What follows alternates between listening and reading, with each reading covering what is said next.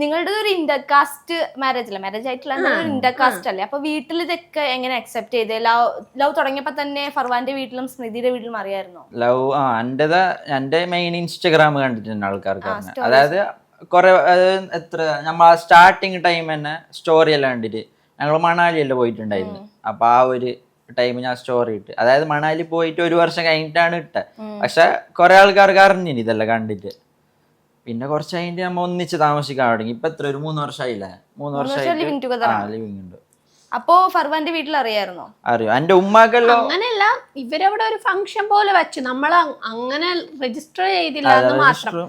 നമ്മള് മനസ്സുകൊണ്ട് നമ്മൾ മാരീഡ് ആണ്, പേപ്പറിൽ വന്നില്ല എന്ന് മനസ്സിലായി. അല്ല, അതപ്പൊ എങ്ങനെ അക്സെപ്റ്റ് ചെയ്തേ? വീട്ടുകാരെങ്ങനെ അക്സെപ്റ്റ് ചെയ്തേ? എന്റെ സൈഡ് ഒന്നും സീനില്ലല്ലോ, ഇവളെ സൈഡല്ലോ. ഓക്കെ, എന്റെ സൈഡ് ഫാമിലി കുറച്ച് ഇഷ്യൂ ഉണ്ടായിന്. ഉമ്മാക്ക് ഓക്കെ, ഉമ്മാനോട് ഞാൻ ഫസ്റ്റ് സ്റ്റാർട്ടിങ്ങേ പറഞ്ഞു ഇങ്ങനെ ലവ് ഉണ്ട്. ഉമ്മാക്ക് ആദ്യം അറിയും, ഉമ്മാനോടൊന്നും മറച്ചൊക്കെയല്ലോ. പിന്നെ അത് കഴിഞ്ഞിട്ട് പിന്നെ പെങ്ങന്മാർക്കെല്ലാം അറിഞ്ഞു. അപ്പൊ ആ ഒരു ചെറിയൊരു സീൻ ഉണ്ടായിരുന്നു. പിന്നെ കുറച്ച് കഴിഞ്ഞിട്ട് എല്ലാവർക്കും നോർമലായി. പിന്നെ നമ്മ ഇപ്പൊ അങ്ങോട്ട് നാട്ടിൽ പോവും. ഇപ്പൊ 2 ഫാമിലി ഓക്കെ ആണ്? ആ, എല്ലാം ഓക്കെ. ഈ പ്രഗ്നൻസി അറിഞ്ഞപ്പോഴോ? ഇല്ല, എന്ത് സീനൊന്നും ഉണ്ടായില്ല. അങ്ങനെ ഉണ്ടായിരുന്നില്ല.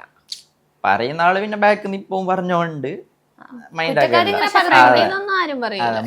ആരും ഒന്നും പറയുന്നില്ല. അങ്ങനെ ആരും പറയില്ലല്ലോ. പക്ഷെ ഇവന്റെ അമ്മ ഭയങ്കര പാവാണ്. ഇവൻ ഈ പിണങ്ങണ സമയത്തുണ്ടല്ലോ, ഇവന്റെ സൈക്കോളജിക്ക് മൂവ് എന്ന് പറഞ്ഞാൽ ഇപ്പൊ വയ്യാണ്ട് ഒന്നും കഴിക്കാണ്ട് കുഴഞ്ഞു വീഴും, ഉമ്മാനെ കൊണ്ട് ട്രിപ്പൊക്കെ ഇട്ട് കിടക്കും. അപ്പൊ ഇവന്റെ ഉമ്മ വിളിക്കുക, ആവ മോളെ, എന്ത് മോളെ നീ എന്തായിനെ, നിങ്ങ എന്തിനിങ്ങനെ പണിയിട്ടല്ലോ നിക്കുന്ന, എന്ത് നിങ്ങളെ? ഞാൻ പറഞ്ഞു, ഓന് മുസ്ലിം അല്ലേ, ഇതൊന്നും ശരിയാകല. ആവ മോളെ, നീ ഓനോട് സംസാരിക്കും, ഓന് കയ്യാതെ കിടന്നിട്ടുണ്ട്. ഞാൻ എന്താ ചെയ്യ? ഉമ്മാനെ കൊണ്ട് സെന്റിമെന്റൽ അപ്രോച്ച് ആണല്ലേ? ഇവൻ അങ്ങനെ അങ്ങടെ അത് കേൾക്കുമ്പോഴേക്ക് കുട്ടി തളർന്നു പോവും, ഗ്ലൂക്കോസ് നഷ്ടപ്പെടും. ഇപ്പൊ 3 കൊല്ലായിട്ട് ഇല്ല. അതിന് ശേഷം അതിന് മുമ്പ് വലിയ ചാടുണ്ടായിന് ഓൾക്ക്. ഓൾക്കാണോ ചാട? ഇടയ്ക്കിടയ്ക്ക് ഇങ്ങനെ വേണ്ട നിർത്താ. ഞാൻ അതുവരെ ഞാൻ പിടിച്ചു നിർത്തി. ഇപ്പൊ നേരെ ഉണ്ട്. സ്മൃതിയുടെ വീട്ടിലൊന്നും പ്രശ്നമില്ലല്ലോ, പിന്നെ എന്താ ഇടയ്ക്കിടയ്ക്ക് ബ്രേക്കപ്പ് തോന്നാനുള്ള കാര്യം? അവൾക്ക് സിംഗിളായി നടക്കാനൊരു തോന്നല്. സ്വാഭാവികം. ലൈഫൊക്കെ ഒന്ന് എൻജോയ് ചെയ്യാൻ വിചാരിക്കും. അതെ. എന്നിട്ട് അവന് പിന്നെ ഞാൻ അവന്റെ അടുത്ത് മാത്രമേ മിണ്ടാകുമ്പോ അവിടെ അങ്ങനത്തെ ക്ലീശ ഉണ്ട്. എന്റെ ഫോളോ ലിസ്റ്റ് കണ്ടിട്ടുണ്ടോ? 10-13 പേരല്ലേ അതിന്റെ അകത്തുള്ളൂ. അതിന്റെ മെയിൻ റീസൺ അത് നിങ്ങൾ വിചാരിക്കും ആണുങ്ങളെ അടുത്ത് സംസാരിക്കാൻ പാടില്ല, അങ്ങനെയല്ല. ആൺപിള്ളേരെ കാട്ടി അവന് കുറെ പെണ്ണുങ്ങളൊന്നും ഇഷ്ടമല്ല. ചില ഫ്രണ്ട്സിന്റെ അടുത്തൊക്കെ ചിലരിപ്പൊ ഇങ്ങനെ പൈസ ചോദിച്ചു അങ്ങനെ ആ പെണ്ണിന്റെ അടുത്ത് വിട്ടുണ്ടോ?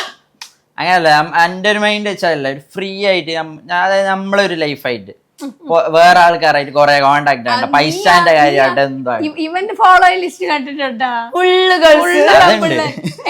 പ്രശ്നമല്ല. എന്റെ കമന്റ് ബോക്സ് ഫുള്ളും നിന്റെ ചെക്കന്റെ ഫോളോ ലിസ്റ്റ് എന്താ ഗേൾസ് ഹോസ്റ്റലാണോ? അത് സ്മൃതിക്ക് പൊസസീവ് അങ്ങനെയൊന്നുമില്ലേ? അങ്ങനെ മൈൻഡ് ആക്കല്ലോ. മീൻസ് ഇവൻ ചാറ്റ് ആക്കുമ്പോ കോഴിയാണെങ്കിലും പേഴ്സണാലിറ്റി വഴി കോഴിയല്ല. അല്ല, മീൻസ് പെമ്പിള്ളേര് അങ്ങനെയല്ല. ഇവന്റെ ഗേൾസ് ഫ്രണ്ട്സ് ആണെങ്കിൽ ഇവന്റെ അടുത്ത് കംഫർട്ടബിൾ ആയിട്ട് നിൽക്കും. വേറെ ബോയ്സിനെ പോലത്തെ അങ്ങനത്തെ ഒരു ആക്രാന്തം ഇല്ല. അത് ശരി, ആളൊരു മാന്യനാ. എനിക്കൊരു 1 year 2 year ആയിട്ട് അറിയാം, ആളൊരു മാന്യനാ. അങ്ങനെ ചാറ്റ് ആക്കുമ്പോ കോഴി ചാറ്റൊക്കെ വേണമെങ്കിൽ അടുത്തിരുന്ന് വരെ ചാറ്റാക്കും. വാട്സാപ്പ് വഴി ഇംഗ്ലീഷ് പഠിക്കാൻ ഇംഗ്ലീഷ് കഫേ ഉള്ളപ്പോൾ ഇംഗ്ലീഷ് ഒരു വിഷയമേ അല്ല. English cafe, we present you the perfect English. WhatsApp now 9633 888 575.